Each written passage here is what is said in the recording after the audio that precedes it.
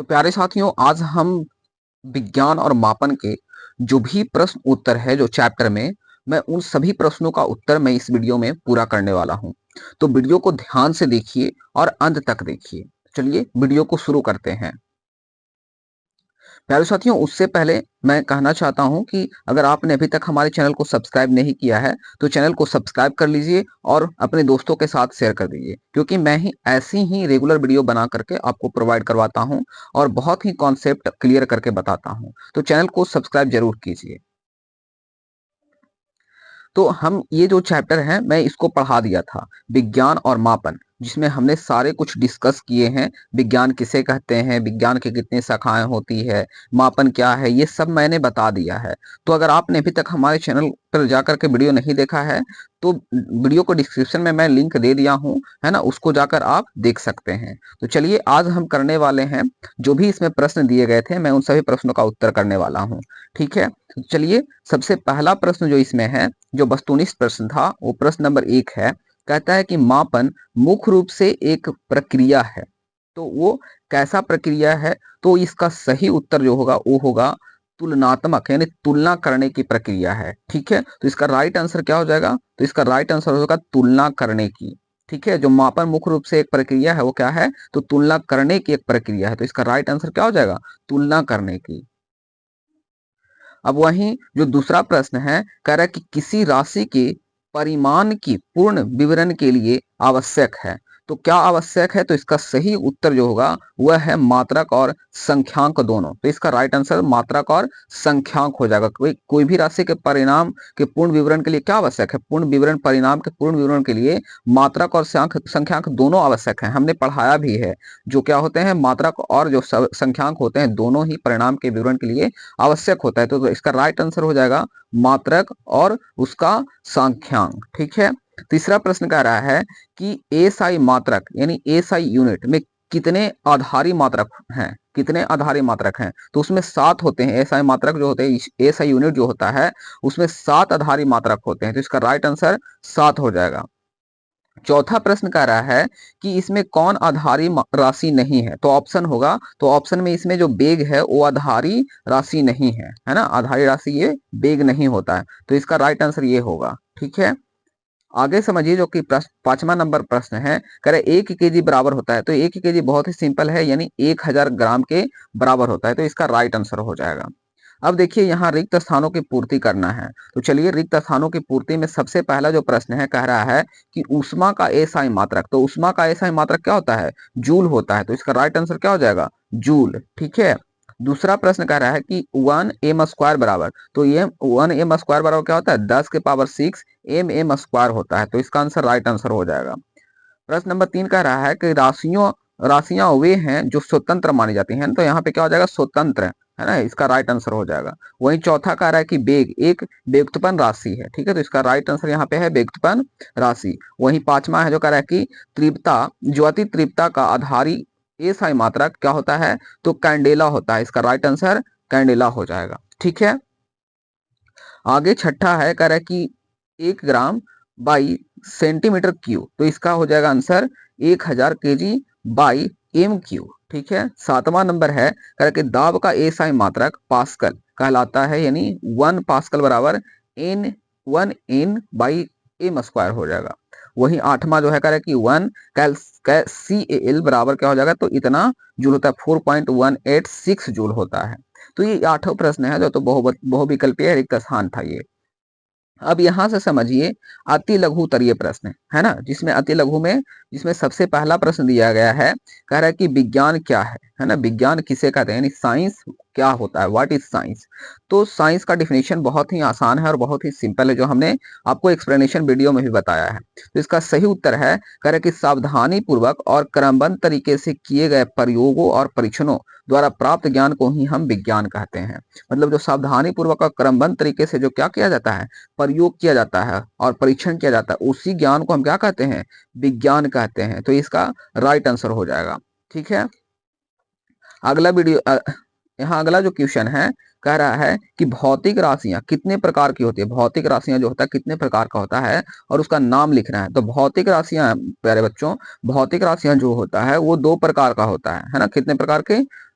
दो प्रकार के होता है, जिसमें पहला होता है आधारी राशियां जिसमें लंबाई द्रव्यमान होता है ना, और दूसरा होता है जो वेगत्वन राशियां होता है जिसमें क्षेत्रफल और वेग होता है। ठीक है, तो ये राशियां दो प्रकार के होता है। वहीं आगे तीसरा जो क्वेश्चन है कह रहा है कि आधारी राशि किसे कहते हैं। आधारी राशि किसे कहा जाता है, तो आधारी राशियां वे राशियां होती है जो स्वतंत्र मानी जाती है ना, क्या होती है, जो स्वतंत्र मानी जाती है वही क्या होता है, आधारी राशियां होती है। ठीक है, तो उसको हम क्या कहते हैं, जो स्वतंत्र राशि, जो स्वतंत्र होता है उस राशि को हम क्या कहते हैं, उसको हम आधारी राशियां कहते हैं। जिसमें द्रव्यमान, लंबाई, समय ये सब जो होता है आधारी राशि होता है।